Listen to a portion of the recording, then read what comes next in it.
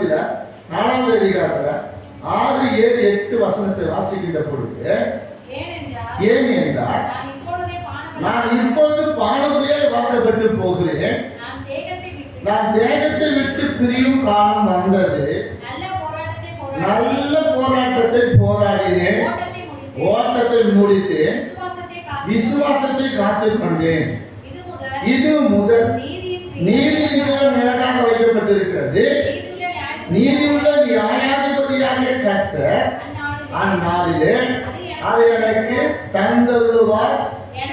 எனக்கு மாத்திரம் அல்ல, அவர் பிரசன்னமாகுதலை விரும்புகிற யாவரும் அதை தந்தருளுவார். அவருடைய பிரசன்னமாகுதலை யாரெல்லாம் விசுவாசிக்கிறார்களோ, அந்த பிரசன்னமாகுதலை யாரெல்லாம் நம்பிக்கொண்டிருக்கிறார்களோ அவர்களுக்கு இந்த கிரீடத்தை கர்த்தர் தருவார். அப்ப அவர் தீமோத்திக்கு சொல்றார், அப்பா நான் பானபலியே வாக்கப்பட்டு போகிறேன், இந்த தியாகம் என்னை விட்டு கடந்து போக போகிறது, நான் மறிக்க போகிறேன். ஆகையினால நான் ஒன்று சொல்லுகிறேன், நீ நல்லா கேளு. நான் அந்த உலகத்துல இருக்கும் பொழுது நான் செஞ்ச நல்ல போராட்டத்தை போராடினேன். அத்துடைய பிள்ளைங்க நல்ல போராட்டத்தை போராடும். ஏன்னா விசுவாசத்திற்காகவும் விசுவாசத்தை காத்து கொள்ளவும் நாம் நல்ல போராட்டத்தை போராட வேண்டும். எதை காத்துக்கொள்ள? விசுவாசத்தை காத்து கொள்ளவும், விசுவாசத்திற்காகவும் விசுவாசத்தை காத்து கொள்ளவும் இந்த பூமியில உயிரோடு இருக்கும் நாளெல்லாம் நாம் நல்ல போராட்டத்தை போராட வேண்டும். அதுதான் சொல்றாரு, ஏன் நமக்காக நீதி இருக்கிற வைக்கப்பட்டிருக்கிறது. அதான் சொல்றாரு, எனக்கு என்ன நீதி இருக்கிற வைக்கப்பட்டிருக்குப்பா. நான் பானபலியை வாக்கப்பட்டு போகிறேன். தன் மரணத்தை குறித்து தீமோத்திக்கு சொல்லுகிறார், நான் இப்பொழுது என் தேகத்தை விட்டு போக போகுதுப்பா இந்த ஜீவன், இந்த ஆத்மா, நான் மறிக்க போகிறேன். ஆனால் எனக்கு ஒரு நம்பிக்கை உண்டு, ஒரு விசுவாசம் உண்டு. நான் இந்த ஊழியத்தை அந்த ஊழியத்துக்கு வந்த நாள் முதல் கொண்டு, இந்த ஊழியத்துக்கு என்னை அழைத்த தேவன் அந்த நாள் முதல் கொண்டு இந்நாள் வரையில நான் என்ன செய்கிறேன்? நல்ல போராட்டத்தை போராடுகிறேன், நல்ல ஓட்டத்தை ஓடி இருக்கிறேன். அதான் சொல்ற, நல்ல போராட்டத்தை நான் விசுவாசத்தை காத்துக் கொள்வதற்கு விசுவாசத்துக்காக நல்ல போராட்டத்தை நான் போராடினேன். நான் ஓட்டத்தை முடிக்கும் பொழுது அந்த விசுவாசத்தை நான் என்ன செய்கிறேன்? காத்துக்கொண்டேன் என்று சொல்லுகிறார். நம்மளை குறித்து நம் மறிக்கிற காலங்களில் நம்மளை குறித்து நல்ல சாட்சிகள் சொல்ல வேண்டும். நம் ஓட்டத்தை முடிக்கும் பொழுது, விசுவாசத்தோடு ஓட்டத்தை முடிக்கும் பொழுது நம்மளை குறித்து நல்ல ஒரு சாட்சியை சொல்ல வேண்டும், நல்ல மதிப்புகளை கொண்டு வர வேண்டும். அதற்கு பூமியில நான் நல்ல போராட்டத்தை நாம் போய் நமக்கு ஒரு கிரீடம் வைக்கப்பட்டிருக்கிறது. நல்ல விசுவாசத்துக்காக நல்ல போராட்டத்தை போராடுகிற தேவனுடைய பிள்ளைகளுக்காக நீதியின் கிரீடம் வைக்கப்பட்டிருக்கிறது. அந்த கிரீடத்தை பெறுவதற்கு பூமியில நாம் என்ன செய்ய வேண்டும்? நல்ல போராட்டத்தை போராடணும். எதுக்காக? விசுவாசத்தை காத்துக் கொள்வதற்காக. ஏன்னா விசுவாசத்திற்காக தைரியமாய் போராடும் பொழுது உபத்திரம் வரும். விசுவாசத்திற்காக இந்த பூமியில தைரியமா நாம் போராடும் போது என்ன வரும்? உபத்திரம் வரும். நான் உலகத்தை ஜெயித்தேன் என்று இயேசு சொன்னார். நான் உலகத்தை ஜெயித்தேன். ஏன்னா நம்ம விசுவாசத்துக்காக தைரியமா இந்த உலகத்துல என்ன செய்யணும்? போராடணும். போராடும் போது என்ன வரும்? பயங்கரமான உபத்திரம் வரும். ஆனா இயேசு சொல்றாரு, அதெல்லாம் ஒண்ணு இல்லப்பா, ஜூசிக்கு வேணப்பா, உலகத்தை நான் என்ன செஞ்சேன்? உனக்காக ஜெயிச்சம்பா. யூதா எழுதின புஸ்தகம் 3வது வசனத்தை வாசிக்கின்ற பொழுது, யூதா 1வது அதிகாரம் 3வது வசனத்தை வாசிக்கின்ற பொழுது வெளிப்படுத்தின விசேஷத்துக்கு பக்கத்துல இருக்கும். யூதா 1வது அதிகாரம் 3வது வசனம், பிரியமானவர்களே, பொதுவான ரட்சிப்பை குறித்து உங்களுக்கு எழுதும்படி நான் மிகவும் கருத்து உள்ளவனாய் இருக்கையில், பரிசுத்தவான்களுக்கு ஒரு விசை ஒப்பு கொடுக்கப்பட்ட விசுவாசத்திற்காக நீங்கள் தைரியமாய் போராட வேண்டும் என்று உங்களுக்கு எழுதி உணர்த்துவது எனக்கு என்னவா இருக்கு? அவசியமாய் கண்டது. யூதா ரட்சிப்பை குறித்து பேச வேண்டும் என்று சொல்லி, ரட்சிப்பை குறித்து கேட்க வேண்டும் என்று சொல்லி அவர் தீர்மானித்த பொழுது அங்க அவர் சொல்றாரு, பொதுவான ஒரு ரட்சிப்பை குறித்து நான் உங்களுக்கு எழுத வேண்டும் என்றார். ஆனாலும் அது அல்ல, நீங்க விசுவாசத்துக்காக இந்த உலகத்துல தைரியமாய் போராட வேண்டும். ஏன்னா பரிசுத்தவான்களுக்கு ஒரு விஷயம், பரிசுத்தவான்களுக்கு உபத்திரவம் உண்டு, பாடுகள் உண்டு, போராட்டங்கள் உண்டு, வேதனைகள் உண்டு, கண்ணீர்கள் உண்டு. அல்லேலூயா. அப்ப இதெல்லாம் நீங்களும் நானும் கடந்து வர வேண்டும் என்று சொன்னால், இவைகளெல்லாம் தாண்டி வர வேண்டும் என்று சொன்னால், பரிசுத்தவான்களுக்கு ஒரு ஒப்பு வைக்கப்பட்ட விசுவாசத்துக்காக நீங்களும் நாம் என்ன செய்ய வேண்டும்? தைரியமாய் போராடணும். அதான் பரிசுத்தவான்களுக்கு ஜெபிக்கணும். ஊழியர்கள் ஆசீர்வதிங்கப்பா, ஊழியர் பார்த்துக்கலப்பா, அவர் வல்லமை அடைந்தப்பா, அபிஷேகம் அடைந்தப்பா, சாத்தம் தொடாதபடி எல்லா வச்சக்கு விலைக்கு அவர் என்ன செய்ய? அவர் முழு தைரியமா பேச வேண்டும் சார், நல்ல வார்த்தைகளை பேச வேண்டும், தைரியமா பேச வேண்டும் அப்படின்னு நம்ம என்ன செய்யணும்? நாம விசுவாசத்தோடு முழு தைரியமா ஜெபிக்க வேண்டும். அப்படி ஜெபிக்கிற பிள்ளைகள் மூலமா கர்த்தர் கிரியை செய்ய ஆரம்பிப்பார். ஏன் ரோமர் 12ஆம் அதிகாரம் 12ஆம் வசனத்தை வாசிக்கின்ற பொழுது, நம்பிக்கையிலே சந்தோஷமாய் இருங்க, உபத்திரவத்திலே பொறுமையா இருங்க, ஜெபத்திலே உறுதியாய் தரித்திருங்கள் என்று சொல்லப்படுது. அப்போ ஜெபத்திலே நம்ம என்ன செய்யணும்? உறுதியா தரித்திருக்கணும். விசுவாசத்துல தைரியமா நாம் போராட வேண்டும். ஜெபத்திலே உறுதியா தரித்திருக்க வேண்டும். நம்பிக்கையில நாம் சந்தோஷப்படுவது. உபத்திரம் வரும்போது பொறுமையா இருக்கணும். உபத்திரம் வந்துட்டு நம்ம என்ன செய்யக்கூடாது? நம்முடைய சிந்தையும் நம்முடைய மனமும் நம்முடைய இறுதியும் என்ன செய்யக்கூடாது? அலைமாயக்கூடாது, அது சிதறவிடக்கூடாது. உபத்திரம் வரும்போது பொறுமையா இருக்க வேண்டும். அதுக்கு பொறுமையா இருக்கணும். நம்ம என்ன செய்யணும்? ஜெபத்துல உறுதியா என்ன செய்ய வேண்டும்? தரித்திருக்க வேண்டும். அப்படி தரித்திருக்கும் பொழுதுதான் சொல்றாரு, நான் உலகத்தை ஜெயித்தேன். யோவான் சுவிசேஷம் 16ஆம் அதிகாரம் 33ஆம் வசனத்தை வாசிக்கின்ற பொழுது, யோவான் 16:33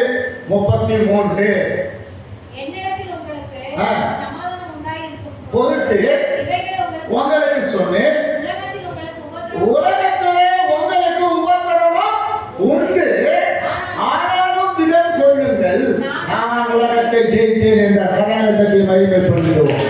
அப்ப நான் உலகத்தை நான் ஜெயிச்சேன்பா. ஏன்? எளிதில் உங்களுக்கு சமாதானம் இருக்கும்படி. யார் இடத்துல? இயேசு கிறிஸ்துவில நாம் சமாதானமா இருக்கணும். அல்லேலூயா சொல்லுவோமா? இயேசு கிறிஸ்து தெரிஞ்ச பிள்ளைகளுக்கு முதலாவது சமாதானம் இருக்கணும். அந்த குடும்பத்தில் எதே நேரமும் சண்டை சண்டை சண்டை சண்டை சண்டை, சக்காலிக்கு சண்டை போல இந்த நேரம். அது ஒரு ஆவி, அது ஒரு அடங்கவே அடங்காது. அது அப்படியே அப்படியே இருக்கும். அல்லேலூயா அல்லேலூயா. அது ஒரு ஆவி, அது வித்தியாசமான ஒரு ஆவி. எந்த நேரமும் சண்டை முகத்திலே இருக்கும், எந்த நேரம் சண்டை முகத்திலே இருக்கும். சமாதானம் வீட்டில் வந்தோம்னா சமாதானம் உண்டாது, வெளியில போயிட்டு வந்தோம்னா சமாதானம், சபையில் வந்தோம்னா சமாதானம், ஜெபிக்க வந்தோம்னா அப்ப சமாதானம் தான் கேட்கணும். சமாதானத்தை கேட்கணும். அதான் உங்களுக்கு சமாதானம் உண்டாக்கி எல்லாம் உங்களுக்கு என்ன சொன்னேன். உலகத்தில் என்ன உண்டு? இந்த சமாதானம் கெடுக்கும்படி, இந்த சமாதானம் விட்டு விலகும்படி, இந்த சமாதானம் அழிக்கப்படும்படிக்கு உலகத்துல விசாசம் நமக்கு என்ன கொண்டு வருவான்? உபத்திரவத்தை கொண்டு வருவான். கணவன் மனைவி வீணான பிரச்சனை கொண்டு வருவான், வீணா சண்டை கொண்டு வருவான். அதான் நான் சொன்ன பேசாம என்ன செய்யணும்? பழத்தை வாங்கி கொண்டு போயிட்டே இருக்க வேண்டியதான். ஏன்னா அந்த ஆவி அப்படியே எதாவது பிரச்சனை கிளப்பிட்டே, ஏதோ ஒரு பிரச்சனை கிளப்பி அது ஓயாது. சாப்பிடாத அது ஓயக்கூடாத இருக்குன்னா, ஓய்ஞ்சு போயிருக்குன்னா, ஓய்ஞ்சு போய் காணப்படும்னா நம்ம சமாதானத்தின் தேவன் இருக்கிற நம்மளுக்கு ஒப்பு கொடுத்தாரு. வேத படிக்கிறது கிடையாது, ஜெபம் பண்ணது கிடையாது. ஜெபம் பண்ண வேதம் படிக்காது, ஆவி இருக்காது, அபிஷேகம் இருக்காது. ஆனா ஒரே ஒரு ஆவி ஊற்றப்பட்டிருக்கும், அதுதான் அந்த சண்டை ஆவி மட்டும்தான். ஆனா சொல்றேன், நான் திடீர்னு கொள்ளுங்கப்பா, திடீர்னு கொள்ளுங்க, நான் உலகத்தை ஜெயித்தேன். 1 யோவான் 4ஆம் அதிகாரம் 1 யோவான் 5ஆம் அதிகாரம் 4-5 வசனம் வாசிக்கின்ற பொழுது, 1 யோவான் 5ஆவது அதிகாரம் 4-5 வசனத்தை வாசிக்கும் போது பாருங்க, தேவனால் பிறப்பதெல்லாம் உலகத்தை ஜெயிக்கும். நம்முடைய விசுவாசமே உலகத்தை ஜெயிக்கிற ஜெயம். இயேசுவானவர் குமாரன் என்று விசுவாசிக்கிறவன் என்று உலகத்தை ஜெயிக்கிறவன் யார்? ஹல்லேலூயா. தேவனால நம்ம பிறந்து இருப்போம் சொன்னா நாம உலகத்தை ஜெயிக்கணும். தேவனால பிறந்த தேவனுடைய பிள்ளைங்க, அபிஷேகம் பண்ணப்பட்ட பிள்ளைங்க, ரட்சிக்கப்பட்ட பிள்ளைங்க, இயேசுவை சொந்த ரட்சகராக ஏற்றுக்கொண்ட பிள்ளைங்க, மெய்யான இயேசு கிறிஸ்து மெய்யான தேவனுக்கு அவங்க கொடுக்குற பிள்ளைங்க என்ன செய்யணும்? உலகத்தை ஜெயிக்கணும். ஏன்? உலகத்துல உபத்திரவம் உண்டு, பிரச்சனை உண்டு, பாடுகள் உண்டு, போராட்டங்கள் உண்டு, கண்ணீர் உண்டு, கவலை உண்டு, வேதனை உண்டு. இது ஜெயிக்கணும்னா நீ யாரால பிறந்திருக்கிற? நீ தேவனால பிறந்திருக்கிறாய். அப்ப தேவனால் பிறப்பது எல்லாம் உலகத்தை ஜெயிக்கும். நம்முடைய விசுவாசம் என்ன இருக்கும்? உலகத்தை ஜெயிக்கிற ஜெயம். அப்ப இயேசுவானவர் தேவனுடைய குமாரன் என்று விசுவாசிக்கிறாங்க. நன்றி.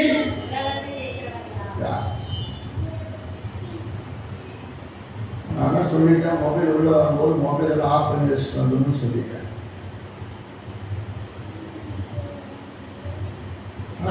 உலகத்தை ஜெயிக்கிறோம். அப்ப இயேசுவானவர் கிறிஸ்து தான் இயேசுவானவர் என்று நாம் விசுவாசம். இயேசுதான் கிறிஸ்து. அல்லேலூயா சொல்லுவோமா? இயேசுதான் கிறிஸ்துவானவர், தேவனுடைய குமாரன் என்று தேவனுடைய பிள்ளைகள் எப்போது நாம் விசுவாசிக்கிறோமோ அப்போது நமக்கு நல்ல ஜெயத்தை கர்த்தர் கொடுப்பார். ஜெயிக்க முடியும். ஏன்னா இந்த விசுவாசம் நமக்கு போதிக்கணும். இந்த விசுவாசம் நமக்கு போதிக்கணும். சங்கீதம் 25 9வது வசனத்தையும் 12வது வசனம் 9வது வசனம் 12வது வசனத்தை வாசித்து பார்த்தீங்கன்னா, சாந்த குணம் உள்ளவர்களை நியாயத்துல நடத்தி, சாந்த குணம் உள்ளவர்களுக்கு என்ன சொல்றாரு? தமது வழியை போதிக்கிறார். யாருடைய வழியை? கர்த்தருடைய வழியை. யாருடைய வழியை போதிப்பாரு? யாருக்கு?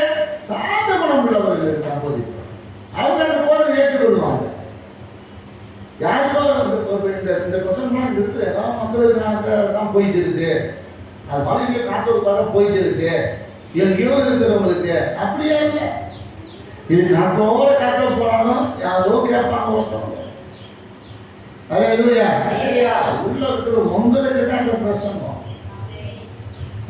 அப்ப நம்ம யாரா இருக்கணும்? சாந்த குணம் உள்ளவர்களாக இருக்க வேண்டும். நீங்கள் 12வது வசனத்தை வாசிக்கும் பொழுது யாருக்கு போதிப்பாரு? அடுத்தது, கர்த்தருக்கு பயப்படுகிற மனுஷன் எவனோ அவனுக்கு தான் தெரிந்து கொள்ளும் வழியை போதிப்பார். அல்லே சொல்லுவாமா? பயப்படுகிற பிள்ளைகள் யாருக்கு? முதலாவது சாந்தம் உள்ள பிள்ளைகளுக்கு, சாந்த குணம் உள்ள பிள்ளைகளுக்கு. இரண்டாவது கர்த்தருக்கு பயப்படுகிற தேவனுடைய பிள்ளைகளுக்கு தாம் தெரிந்து கொள்ளும் வழியெல்லாம் அவர் போதிப்பார். அல்லே சொல்லுவோமா? என்னென்ன தெரிந்து கொள்ள வேண்டுமோ அதை உங்களுக்கு போதிப்பார். நீங்கள் எப்படி நடக்கணும், எப்படி ஓடணும், எப்படி பேசணும், என்னென்னலாம் செய்யணும், எப்படியெல்லாம் மாறணும், அப்படியே நாம் மாறுவதற்கு, நம்மளை ஒப்பு கொடுப்பதற்கு தேவன் நமக்கு போதிப்பார். விசுவாசத்தை நடக்க போதிப்பார். அல்லேலூயா சொல்லுவாங்களா?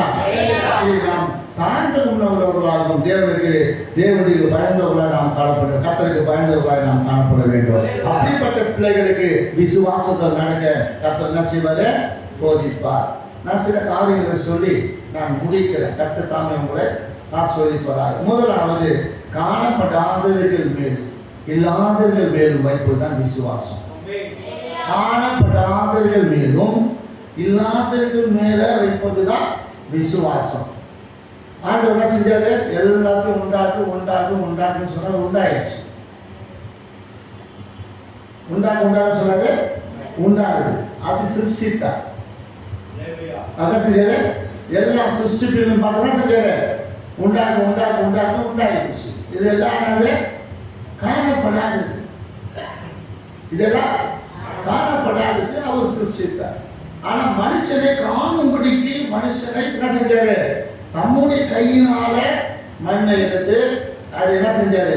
உண்டாக்கினார். உருவாக்கி ஒரு பொம்மையாக்கி அதுக்கு கை, காது, வயது என்ன செஞ்சாரு? எலும்பு என்ன செஞ்சாரு? கண்ணு எல்லாத்தையும் காது வச்சுட்டு அவனுக்கு என்ன செஞ்சாரு? தம்முடைய சுவாசத்தை என்ன செஞ்சாரு? அவனுக்கு அவன் அந்த மண்ணு மேல ஊதினா அவன் ஜீவாத்மாவாய் வந்தான். அப்போ இது எல்லாம் உண்டாக்குன்னு சொல்லி உண்டானது சிருஷ்டித்தார். அதுதான் சிருஷ்டிகள் படைப்புகள். ஆனால் மனுஷன் மட்டும் தம் சாயலாக தம்முடைய ரூபத்தின்படி தம்மை போலவே போல ஒரு உருவத்தை உண்டாக்கி அவனுக்கு என்ன செஞ்சாரு? ஆவியை ஊற்றி அவங்க என்ன செஞ்சாரு? ஜீவாத்மாவாக அவரை போல நிறுத்தினார். அது உண்டாக்கினார். அவர் கையாலே உண்டாக்கினார். அப்போ என்னன்னா விசுவாசம் என்பது எப்படிப்பட்ட அறிவு என்றால் காணப்படாதவைகள் மேலும் இல்லாதவைகள் மேலும் நாம் வைப்பதுதான் விசுவாசம். எபிரேயர் 11வது அதிகாரம் 1, 2, 3 வசனத்தில் வாசிக்கின்ற பொழுது,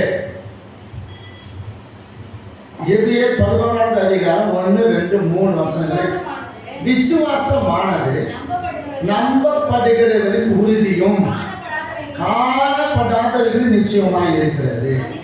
அதனாலே முன்னோர்கள் நற்சாட்சி பெற்றார்கள். விசுவாசத்தினாலே நாம் உலகங்கள் இவ்விதமாய் காணப்படுகிறவைகள் தோன்றப்படுகிறவைகளால் உண்டாகவில்லை என்று அறிந்திருக்கிறோம். எனவே காணப்படுகிறவைகள் தோன்றப்படுகிறவைகளால் உண்டாகப்படவில்லை என்று நாம் அறிந்திருக்கிறோம். அல்லேலூயா. ஒன்று விசுவாசிக்க வேண்டும். விசுவாசத்தினாலே நாம் உலகங்கள் தேவனுடைய வார்த்தையினாலே உண்டாக்கப்பட்டது. அல்லேலூயா சொல்லுவோம். காணப்பட்டுகிறது எல்லாம் தேவன் நாம் பார்க்கிறோம்ல, இவைகள் எல்லாம் தேவனுடைய வார்த்தையினாலே விசுவாசத்துல எல்லாம் என்ன செஞ்சது? உண்டானது. அல்லேலூயா சொல்லுவோமா. அப்போ விசுவாசமானது நம்பப்படுகிறவருடைய என்னவா இருக்கிறது? உறுதி. அல்லேலூயா. ஒரு மனுஷன் விசுவாசத்துக்கு என்று நாம் நிற்கிறவராய் காணப்பட வேண்டும். அப்படி விசுவாசத்துக்கு என்று நாம் நிற்கும் பொழுது காணப்படாத மேல் நாம் விசுவாசம் வைக்க வேண்டும். அல்லேலூயா. அப்ப நம்ம தெய்வம் யாரு? காணப்படாத தெய்வம். நான் ஒரு கடைக்கு போனேன்.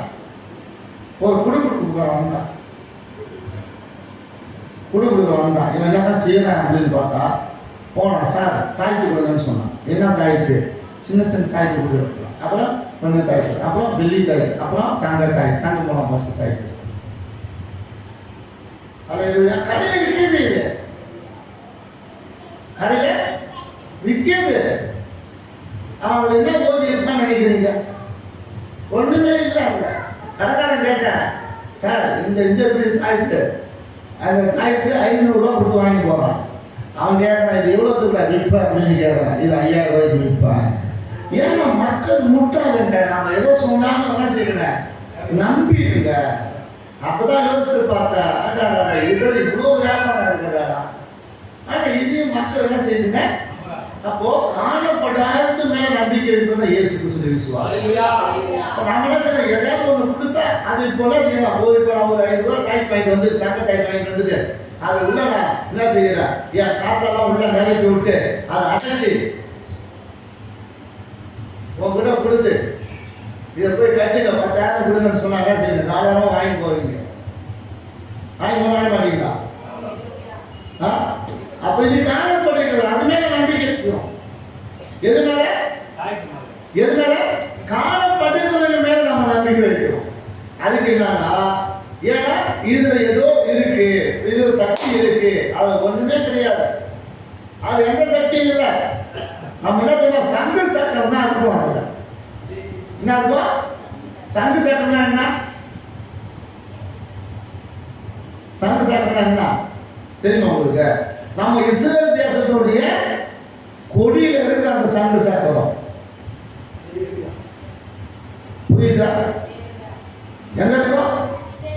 நம்ம இஸ்ரேல் தேசத்துல கொடியில இருக்குல்ல, அந்த இஸ்ரேல் தேசத்துடைய கொடியில ஒரு என்ன இருக்கும்? ஒரு சக்கரம் இருக்கும். அந்த சக்கரத்துக்குள்ள ஸ்டார் வரும். என்ன வரும்? ஸ்டார் வரும். அதுக்குள்ள எழுதப்படுகிற வார்த்தைகள் தான் என்ன செய்யலாம்? இயேசு கிறிஸ்து ரத்தம் ஜெயம்.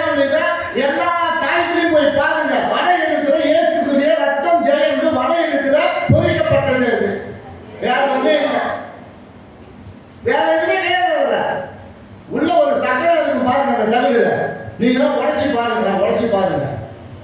அந்த தவிர வாங்கிட்டு உடைச்சு பார்த்தீங்கன்னா, காய்க்கு வாங்கிட்டு உடைச்சு பார்த்தீங்கன்னா உள்ள ஒரு தவிர வச்சிருப்பான். தவிர எடுத்து பாருங்க, ஒரு சக்கரம் போட்டு இருப்பான். சக்கரத்துல ஸ்டார் போட்டு இருப்பான். அந்த ஸ்டாருக்குள்ள இயேசு கிறிஸ்துவின் ரத்தம் ஜெயம் அப்படின்னு வட எழுத்துல உள்ள ஜெயம்னு போட்டு இருப்பான்.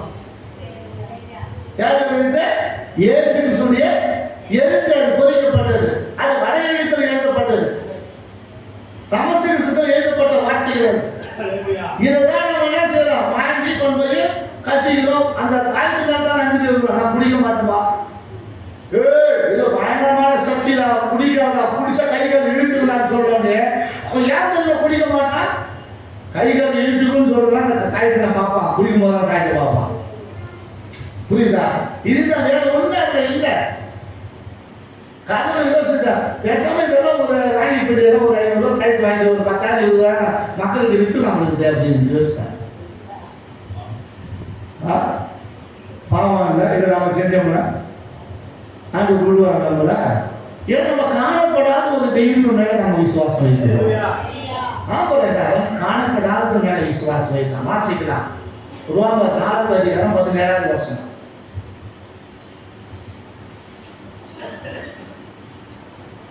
சீக்கிரம் வாசிக்கணும். ரோமர் 4:17.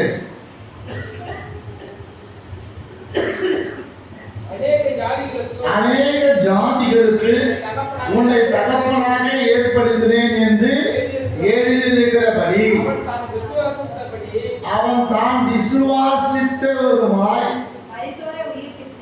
மரித்தோரை உயிர்ப்பித்து இல்லாதவைகளை இருக்கிறவைகளை போல் அழைக்கிறவமாய் இருக்கிற தேவனுக்கு முன்பாக நாம் எல்லாருக்கும் தகப்பனானவர். இதுதான் இந்த ஒரு பிள்ளை இங்க வந்து 2017 இங்க ஒரு கூட்டம் வச்சோம். ஒருத்தர் இதுல இருந்து வந்தார், பெங்களூர்ல இருந்து வந்தார். ஒரு பிள்ளைக்கு இந்த வசனம் தான் சொன்னா தீர்க்க தரிசனமா, இல்லாதவர்களை இருப்பதை போல அழைக்கிறார் உனக்கு. அவர் சொல்லி இது பாசிட்டிவ் விளக்கம் கேட்டுட்டு அப்படின்ட்டார். நான் கேட்டேன், உனக்கு ஒரு குழந்தை கொடுக்க போறாருன்னு சொல்றாருன்னு சொன்ன பிறகு அவன் கடவுளை இட்டுட்டு வா, அந்த மகனுக்கு கடவுளை இட்டு வா, ஜெபம் பண்றோம், கர்த்தருக்கு ஒரு குழந்தை பாக்கியத்தை கொடுப்பாருன்னு சொன்ன பாருங்க. அது அதை செய்ய விட்டு பிடிச்சி இன்னைக்கு ஊரெல்லாம் சுத்தி கிடந்து 10,000 20,000 50,000 எதெல்லாம் எங்கெல்லாம் போகணும் அங்கெல்லாம் போகுது. எங்க போனான்னு தெரியல. ஒரு 7 வாரம் இங்க வா, ஒரு 7 வாரம் இங்க கொண்டு வா, அதே சொல்லுவோம். 7 வாரத்துக்கு சரியாக வச்சுக்க தேவை ஒரு எங்கேயும் சுத்தி எனக்கு கொண்டு அதே சொல்லுவா. மொத்தம் 14 வாரம் கொண்டு வா, 14 7 14 வாரம் கொண்டு வா பார்ப்போம். அதுவா நாம பார்த்துக்கலாம். கல்யாண சொல்லுவாங்க. ஏன்னா நான் ஒரு வீட்டுக்கு போயிருந்தேன். இங்க ஒரு கூட்டத்தை முடிச்சுட்டு போன ஞாயிற்றுக்கிழமை சம்பவம் சொல்ற பாருங்களா. ஒரு கூட்டத்தை முடிச்சுட்டு ஒரு தம்பி என்ன சொல்லி ஃபோன் பண்ணியிருந்தாரு, ஐயா எங்களுக்கு ஜெபம் பண்ணணும் அப்படின்ட்டு. இல்லைப்பா நான் ஒரு கூட்டத்துக்கு வெளியே போயிட்டு நீங்க பண்ணிவாங்க. நான் முடிச்சுட்டு நேரம் வீட்டுக்கு 7 மணிக்கு போனேன். 7 மணிக்கு போயிட்டு நான் மட்டும் தான் போயிருக்கிறேன். அந்த அம்மா கொண்டு சொல்லுது, அப்படியே பரபரப்பா சொல்லுது. ஏன்னா குடுக்குடு போறோம் வந்தானா உங்க வீட்டுல சூனியம் ஏன் சுத்திக்கே கிடக்கு, சூனியம் சூனியம் சூனியம் வீட்டுல சூனியம் வச்சுட்டான் அப்படின்றதுக்காக இதை சொன்ன வார்த்தைகள் அந்த அம்மா செத்தே போடுறது சொல்லி சொல்லி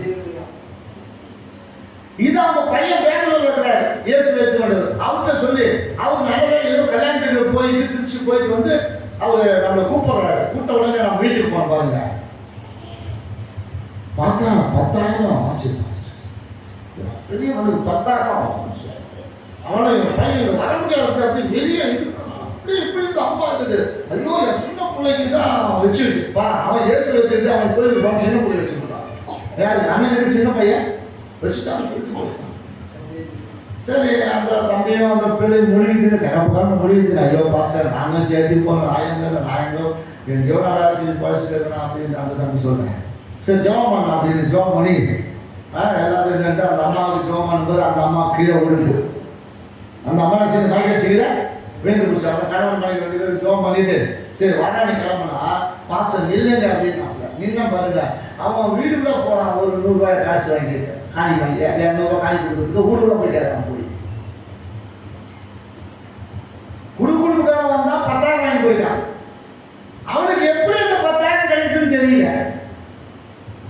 பாருங்க கவனிங்க, நல்ல கவனிங்க, சொல்றது புரியுதா? குடுக்குடுக்கலாம் செஞ்சா நல்ல காலம் போகிறது, நல்ல காலம் போகிறது உங்கள்கிட்ட சட்டமா சொல்றேன் சூனியருக்கு எப்படி சுத்துது அப்படின்ட்டு.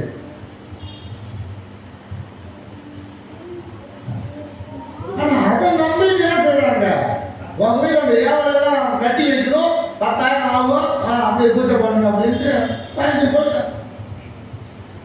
போன பாருங்க திரும்பி ஞாபகம் வருது. நான் உள்ள போகுது ஜெபம் பண்ண சோத்திரம் பண்ண இந்த வண்டி உள்ள போகுது. ஐயோ பாஸ்டர் இந்த வண்டி தான் அப்படின்ட்டு அந்த அம்மா நான் சொல்றேன் அது ஏன் போகுது. நான் என்ன செய்ய சொல்றேன், 10,000 கொடுத்துருல திருப்பி அவங்க கொண்டு வர முடியுமா? 10,000 கொடுத்துருல போ, அவனை கொண்டு வா போ அப்படின்னு. ஐயோ வேணாம் பாஸ்டர், ஏதாவது ஜெபம் பண்ணணும். அந்த அம்மா கீழே வந்துட்டா அவன் ஜெபம் பண்ணி வீட்டுக்கு வந்து பாருங்க. ஊழியக்காரன் வீட்டில் வந்து ஜெபம் பண்ணி பார்த்து ஊடு வாங்கலாம் போய் காணி கொடுத்தாரு.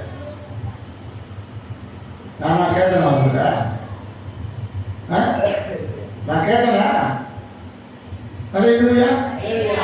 வார்த்தை இலவசமா பண்றோம் வாங்கன்னு சொன்னா நம்ம யாரும் இலவசம் பண்றோம்? ஏன்னா வராது. நம்மகிட்ட வந்தா இவங்க சரியாகாது, இவங்கிட்ட போனா நமக்கு சரிப்படாது. அல்லேலூயா சொல்லுவோமா? அல்லேலூயா. இவங்கிட்ட போனா ஒன்றும் சரிப்படாது, நாம இல்லாததுக்காக நாம இப்படி பண்ணி கிடக்கிறோம். அல்லேலூயா சொல்லுவோமா? இவர் அதை தான் சொல்லுவாரு. அல்லேலூயா. ஏன் சொல்ல வரேன்னா பிரியமானவர்களே, இல்லாதவைகளை இருக்கிறதை போல கர்த்தர் மாற்றுவார். அதான் சொன்னாரு. நல்ல அழகானது. இன்னைக்கு நீங்க கிட்டத்தட்ட 17 நீங்க என்னது 25 இல்ல சாரி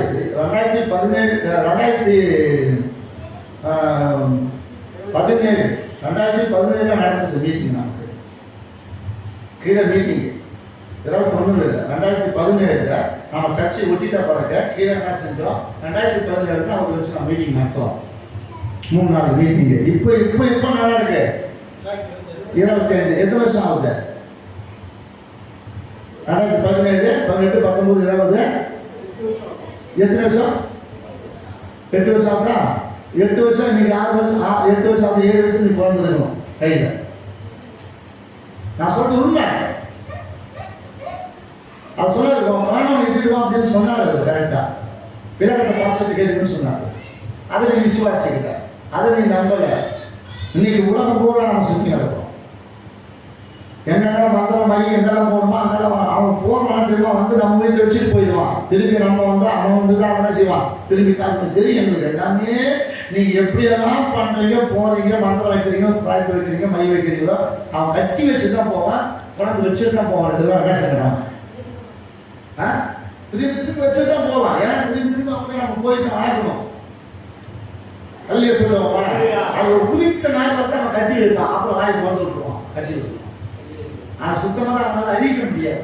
அவன் வச்சிருவான், கட்ட விட்டுருவான், அவுப்பான், வச்சிருவான். அல்லேலூயா. அதான் சொல்றாரு ஆபிரகாமுக்கு இந்த விசுவாசத்தை பார்த்து சொல்றாரு. வாசிக்கலாம் 3:9 மத்திய 3:9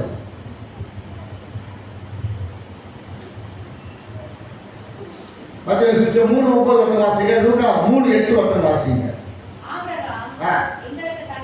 தகப்பன் என்று உங்களுக்குள்ளே சொல்லிக்கொள்ள நினையாதீங்க. கல்லுகளினாலே ஆபிரகாமுக்கு பிள்ளைகளை உண்டு பண்ண வல்லவனாய் இருக்கிறார் என்று உங்களுக்கு சொல்லுகிறேன் சொன்னார். லூக்கா 3:8 மனம் திரும்புவதற்கு என்ற கனிகளை கொடுங்க,